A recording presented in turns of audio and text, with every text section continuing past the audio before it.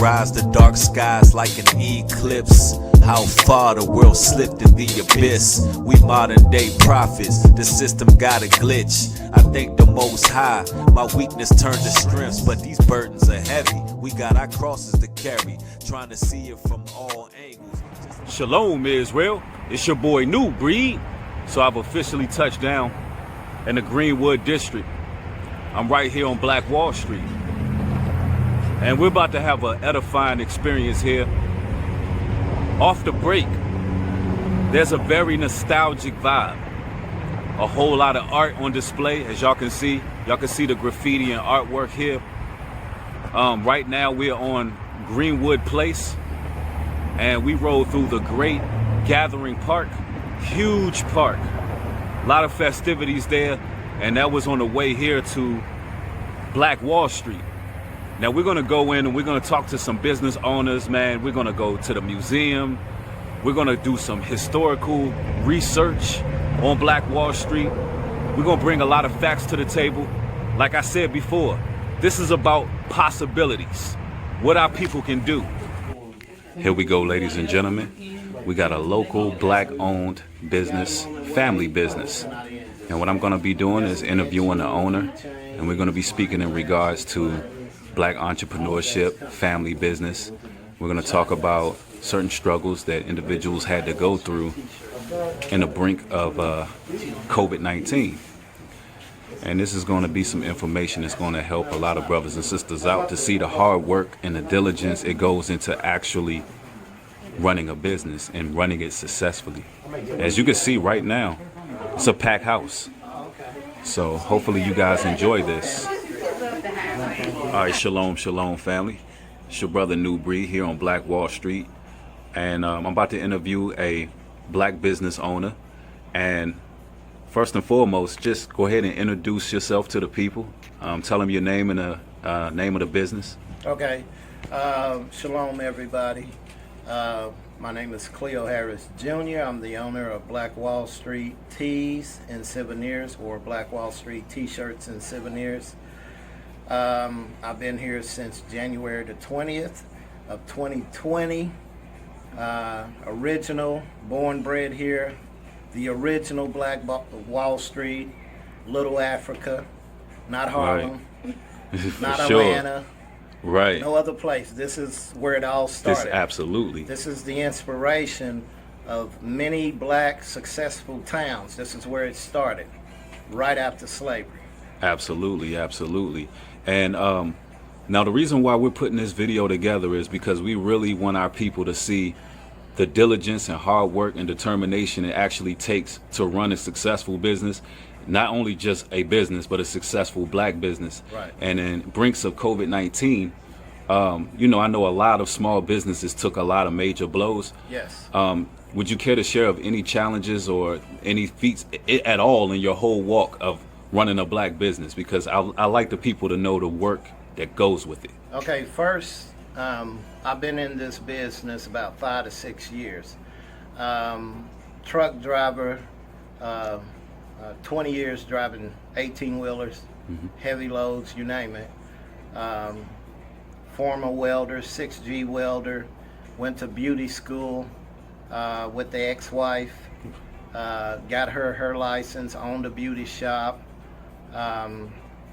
Put some kids through college. All my kids are grown. My youngest being a former OU football player, running back. 2010, I decided to go back to school. Yep. For myself, challenge my adult kids that if they didn't finish, I would go back to school and graduate before them. 2016, I ended up getting a Bachelor's of Fine Arts with a second degree in Humanities. Right. And so from the University of Tulsa, which is the Ivy League of the South. So that was a great accomplishment.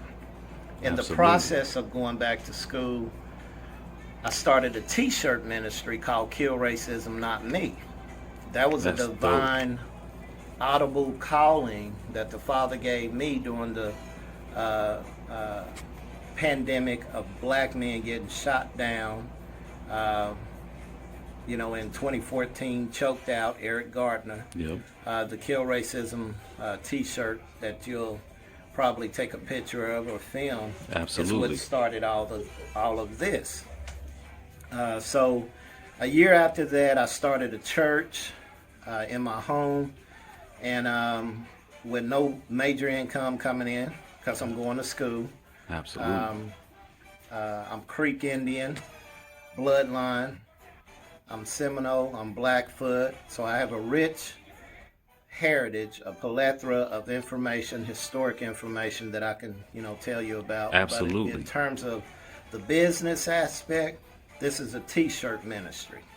Absolutely. I don't just see this as a business, because my witness, my purpose here is to open the eyes of my people and to tell the world, including this country, to let my people go.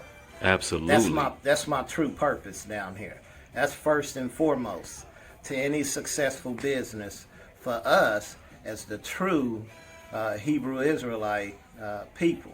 All praises All to right? the Most High. So that basically started in 2014 while while I was finishing up school.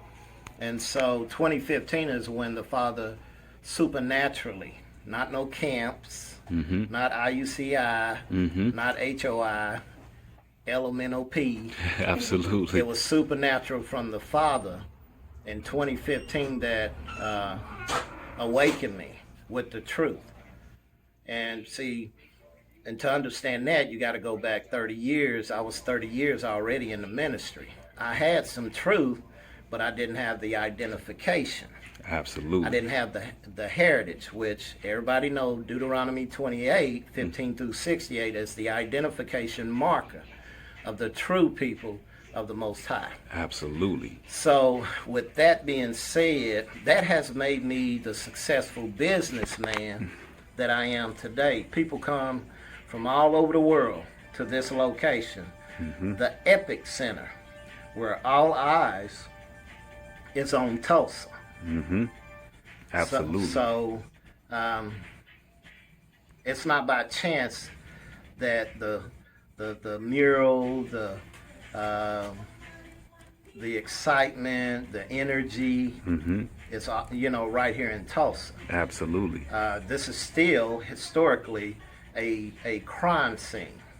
Yep. And I believe the Father wholeheartedly put me here for such a time as this. Absolutely. And you know what? Black Wall Street is a story of triumph, but also tragedy. And a lot of people don't realize that. Right. And we really want to, and this is the blessing in it, because we met, we never met before. No, we on the same journey. We on the same awakening, the same walk. Right. And I know that the Most High put me here for this purpose right now, to have this conversation with you. Right. It's a beautiful thing, because it shows that when you honoring God's laws, That's it. He will bless you. He will bring you to your rightful place. Yes, and sir. that's what it takes. When Deuteronomy speaks of curses, a lot of people like to dwell on the curses. But what about if you honoring His laws and He blesses you beyond belief? Absolutely. Yeah, in the midst of the curse. So for me, I tell people, whether you're European, whether you want to call them Edomites, whether you want to call them Israelites, either or, Gentile, Jew, which means in Latin black, swarthy, eat some humble pie. Absolutely. I have a whole lot of humble pie down here, and it don't cost you nothing. For sure, If you want to grow, if you want to be successful spiritually, you got to be humble. You can't be arrogant. You can't be proudful.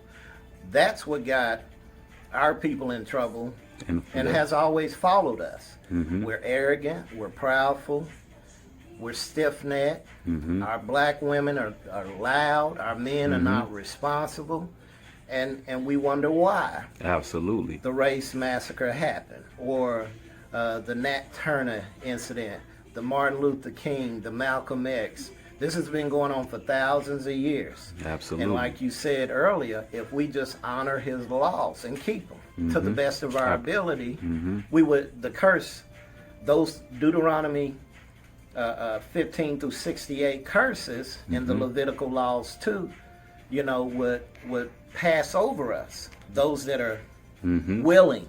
Absolutely. You got to be willing. And so that's what's made this T-shirt souvenir shop a success. I'm just obedient. I'm Absolutely. a humble, obedient servant. And so Absolutely. I can give you so many testimonies in terms of how to conduct yourself. But each individual has a calling and a purpose. It's up to them whether they choose, to obey.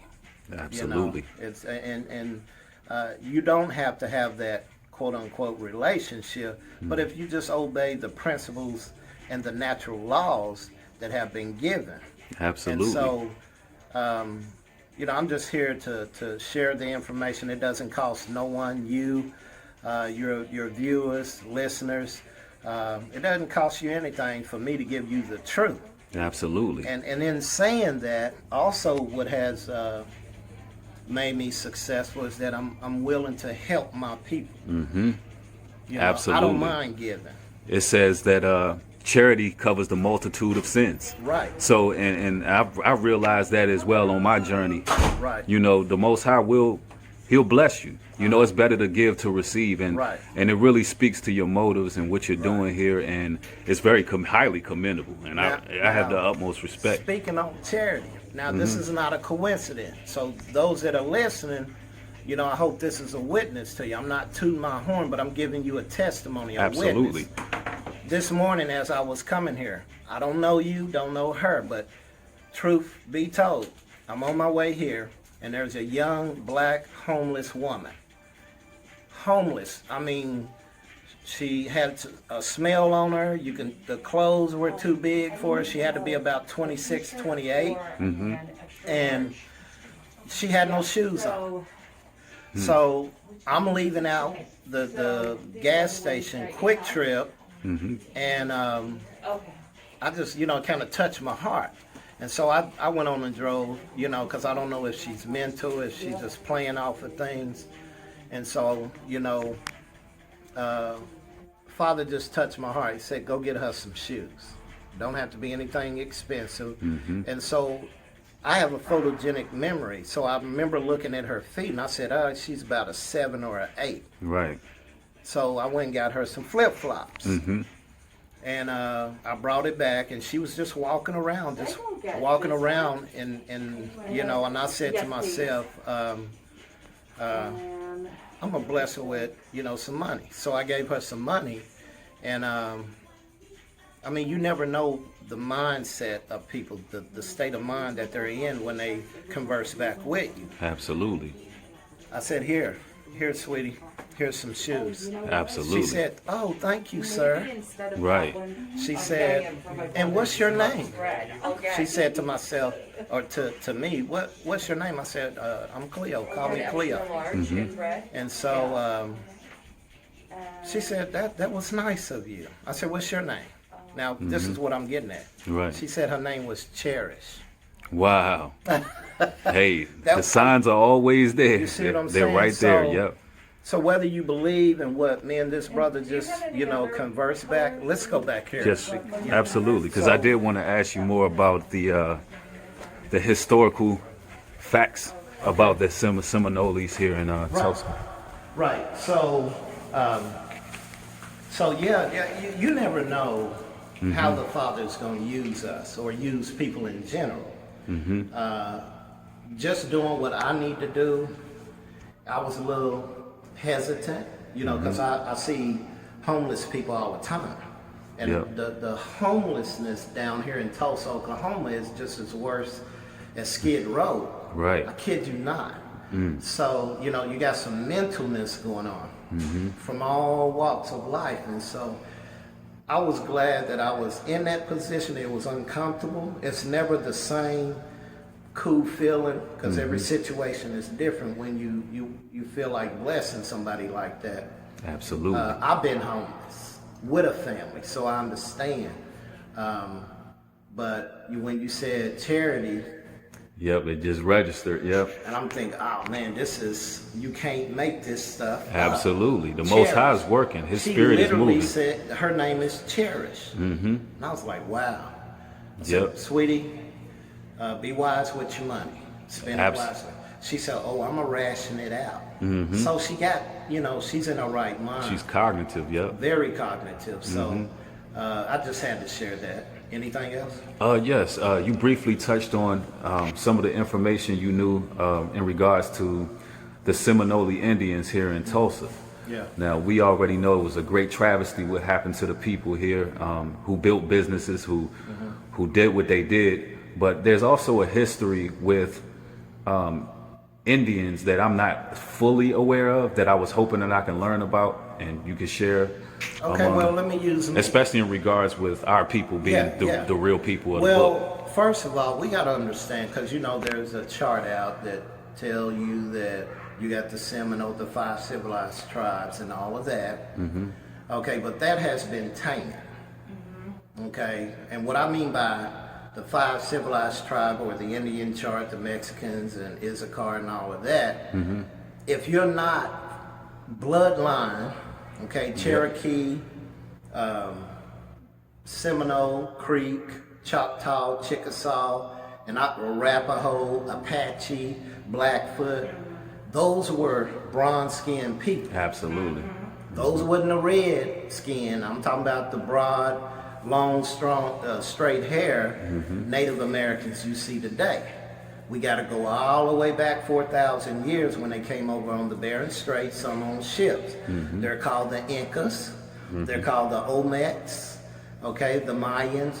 Those are the 5. Those are the actual 10 tribes of Israel.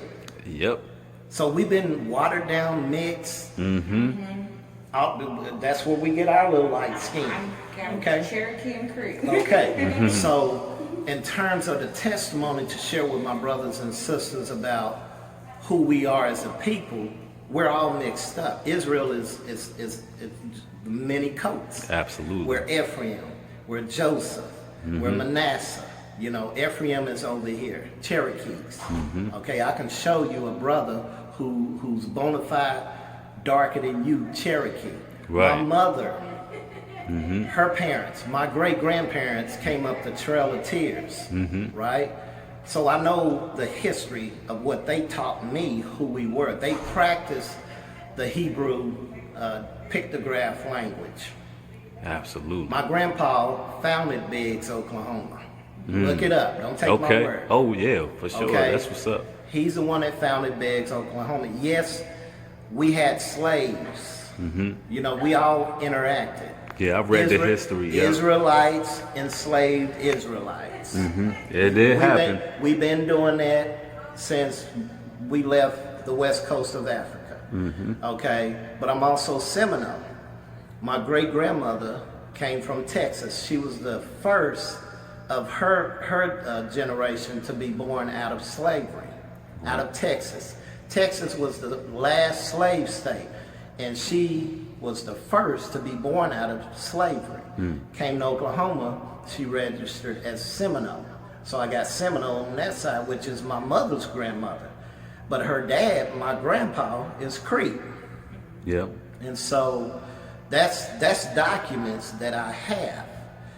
The Creeks are a part of Cherokees. Seminoles are a part of Cherokees, right? From Georgia and Florida. Right. Cherokee is one of the biggest tribes. When you go back to the ancient tribe of Cherokee, they were what we would call blacks, but they're truly Israelites. Absolutely. That goes all the way past Salih Halassi, Mansa Musa, all the way back to the tribe of Ephraim. Yep, absolutely. And I know that because I communicate with one of our people, elders, rabbi, who's over in Israel, in Tel Arad, where the real Zion is. Yep. So I'm not making this up, go to research, and we need to just come to grips who we are, because no matter where we go in the world, the curses follow us. Yep. Right? Yep. Most talked about race in this world is who? Yeah. So-called African Americans, Right. Negroes, blacks, whatever you want to call it. But Yep. we are truly Israel. And people got to understand, whether we accept who we are or not, Right. they know who we are. They've been new. And that's why we face the persecutions that we Right. face. So you Right. might as well stake claim to who you are. Right. Honor the law, statutes, and commandments. Go Right. back to your God Exactly. and watch him bring you up. Now, you said a good thing. They know who we are. Everybody, every country, every nation knows who we are. I went to Israel last year. Okay, y'all listen to this real good. In 2018, the Father gave me a dream that I was flying on a plane. I was headed to Israel. True story. And so I knew I was going to Israel. Told the wife, told the family, hey, the Father is calling me to Israel for the first time ever. And so I drove from Tulsa to Dallas, flew from Dallas to Atlanta. From Atlanta, I flew to Rome. From Rome, I flew to Tel Aviv, Israel, getting ready to go into the land. Was meeting some brothers over there. Well, when I went to customs, I went straight to one line, two Israelis. One was older, one was younger. I handed them my passport. The first thing that came out their mouth, the first thing that came out the older guy's mouth, he said, "You Hebrew Israelite." True story. He said, "You Hebrew Israelite." Now, here in America, you ask the brother or call a person's name of color over here by the name, and we walking, we're not going to easily turn around because we don't know what's up, what's going to happen. That's true. That's how we are. Well, I didn't know what to expect. Is this a trick question? I know who I am, but why are you saying that? Yep. So he said it a second time, no, you Hebrew Israelite. And it kind of upset me. I said, yes, I am. I'm the real deal. I had my Moses stick, my staff. Yep. So they were already looking at me anyway. Right. And so he said, have you come over here, talking about in Israel, our land, have you come over here to watch God kick us out your land? Yep. No, I couldn't say that. Can't say that, right? I had to be smart because, I'm somewhere where I don't know nobody. I don't have any connection. Of course. So he asked me, he said, no, serious. Have you come over here to watch God kick us out your land? I said, that's between you and the Father. Well, long story short, they interrogated me. They made up some stuff. And Wow. it just, they tried to get me out of character. They ended up putting me in prison. Really? Yes, sir. Wow. You can call it a jail, but that's a prison. I know what a jail is. You can go to David L. Moss when you're in your little orange suit, you're in your little pods, you're watching cable TV, they feeding you somewhat nice food. You sleeping in the cool air conditioned. No, I was in prison. Straight barbed wire, infrared, and bars this thick with no bathroom door.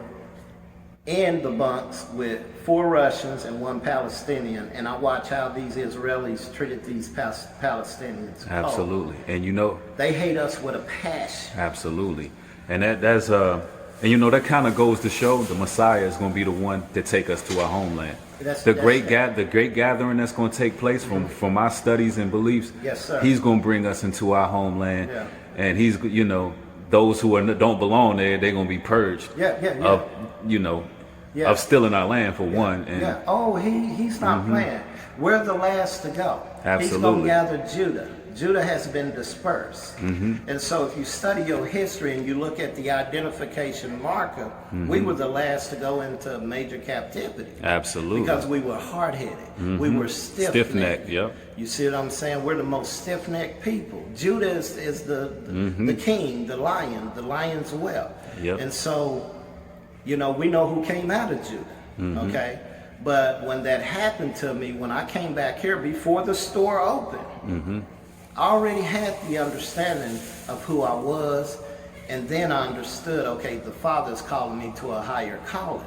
Many are called, but only few are chosen. Absolutely. Not everybody can call themselves a prophet. Okay? There were years and times back that I never called myself a pastor, apostle, bishop, whatever you want to call it, let alone a prophet. So I walk in that calling. Right. And I'm still humble not to say that. And I'm saying that to you guys, you listeners, subscribers. Humble yourself before the mighty hand of the Most High. For real. Don't get caught up in trying to, what you wear or information you know.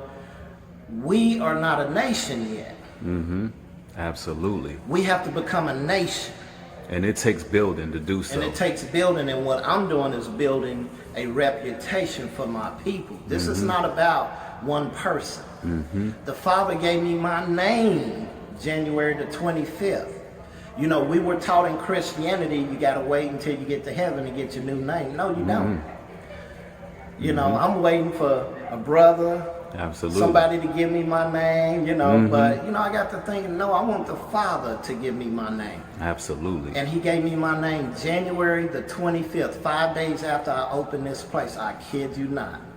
He speaks to me in dreams, audible voice. He sends people, and I'm just humble.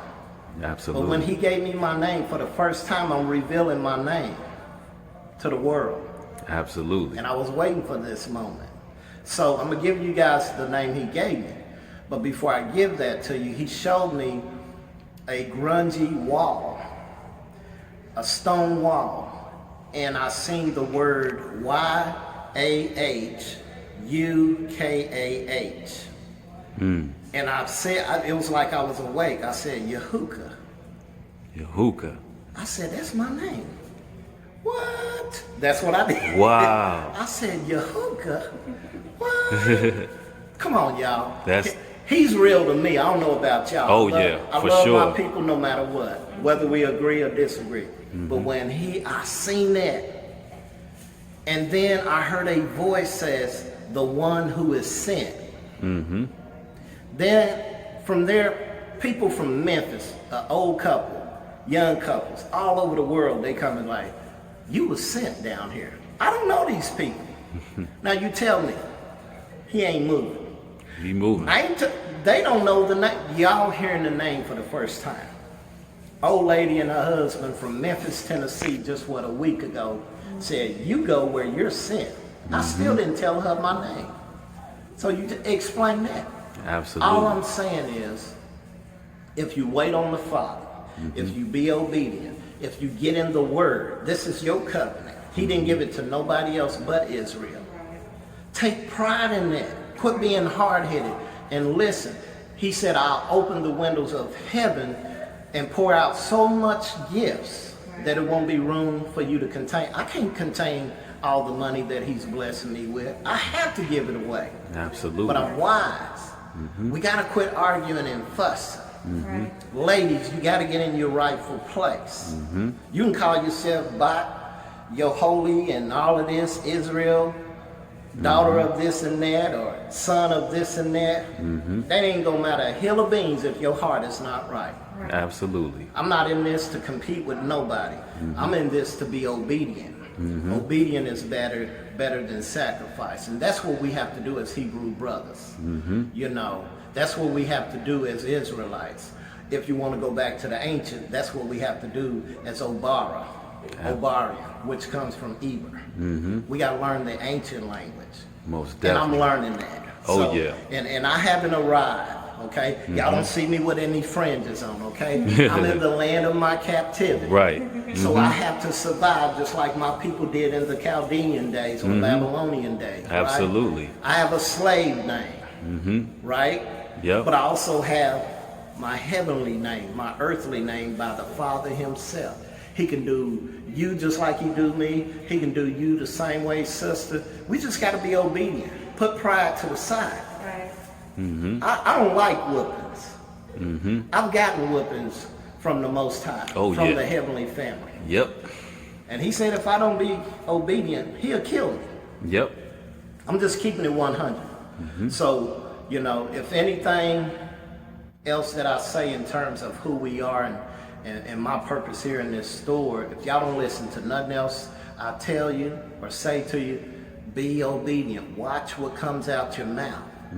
Because what comes out your mouth has to return, whether it's good or bad. Absolutely. And so I'm just here to inspire, to encourage, to admonish, and to tell you who you are right here in Tulsa, Oklahoma, right on Black Wall Street. I tell a lot of white folk, and I'm telling you, the fear of the Most High is in them.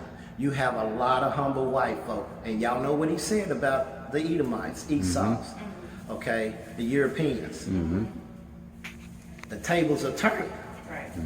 Hey, I'm just glad to be on Israel's side. Absolutely. I tell all the white folk, and you white folk that are listening to this, you might want to get on Israel's side. Mm-hmm. Okay? Absolutely. Because it's going to be a righteous rulership. yeah, Righteous. And until we get back into the land, our land, period, Israel, there can be no peace. Right. Absolutely. Until we get in that land, there will be no peace. And so I just encourage my people, you know, come on down here on Black Wall Street and learn your history. This is you guys' history. We are connected. We are family. Men got to step up and do the righteous ruling thing. We have prostituted our daughters on so many levels. We got to own up to it. Sisters have prostituted themselves. They are the daughters of Zion. They need to get back to weeping for their brothers, right? Absolutely. We gotta, the love of the fathers gotta go back to the children. Okay, we gotta teach them at a young age. As soon as they come out, the commandments, you know, statutes and laws. Absolutely. See, my heart is just like my father David. He was a man after whose heart? That's why I'm there.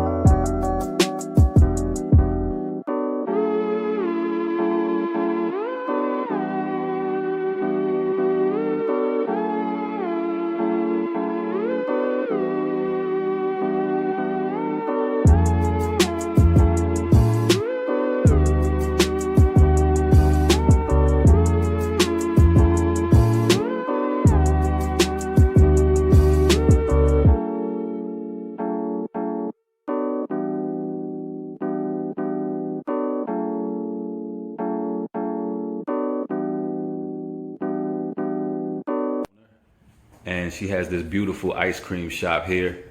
And I just want you to tell the people a little bit about yourself and your business, your name, the name of the business, and things of that nature. Well, the business is Cleo Gourmet's Pops in Tulsa, Oklahoma. It's a franchise out of Mobile, Alabama.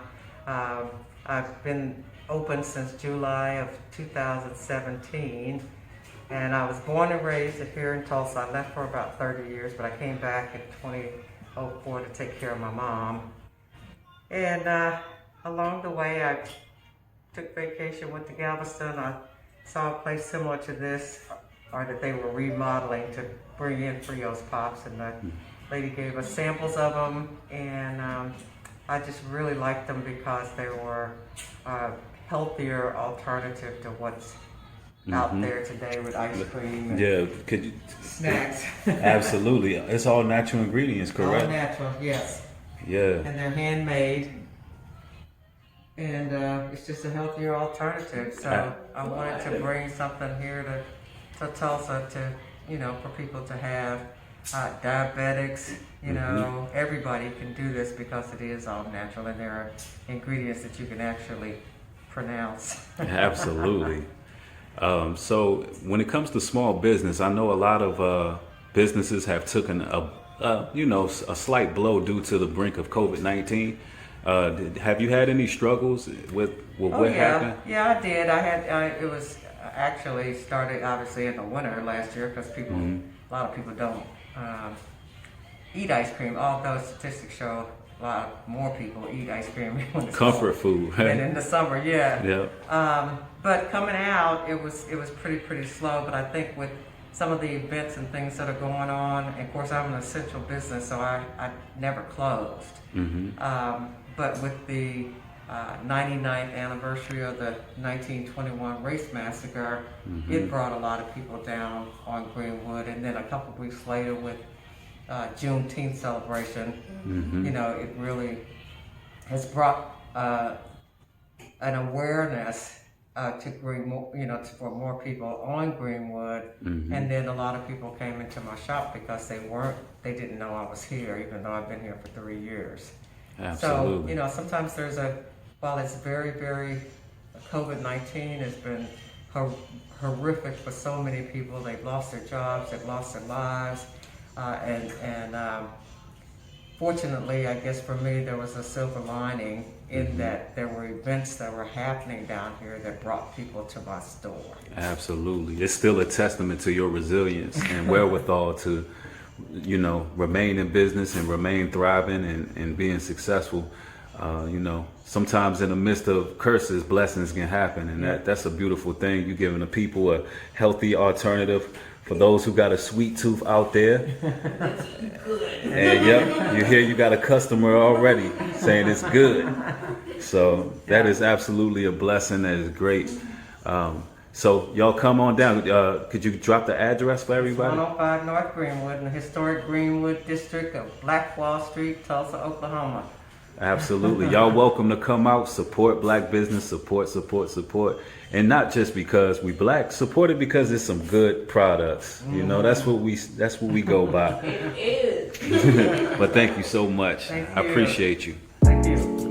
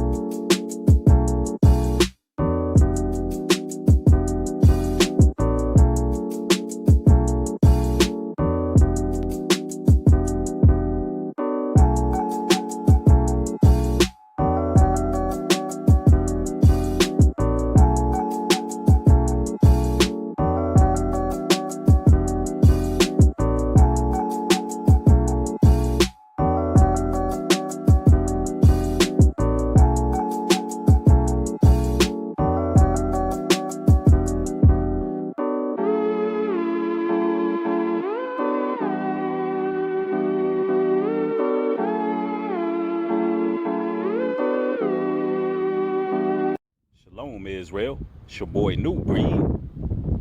Where I'm at right now is the quote-unquote center of the universe. It's supposedly the literal geographic location of the center of the world. All right, and this is weird, y'all. This is real weird. When you stand over it, let's say you put 1 foot on one side and 1 foot on the other. I wish y'all can hear my voice right now. You might can hear it, but it's a real change in my vocal. Like, it's almost like I'm in auto tune or something. The sound is like firing on all cylinders of my voice. It's really, really weird. But this is cool, man. Center of the universe.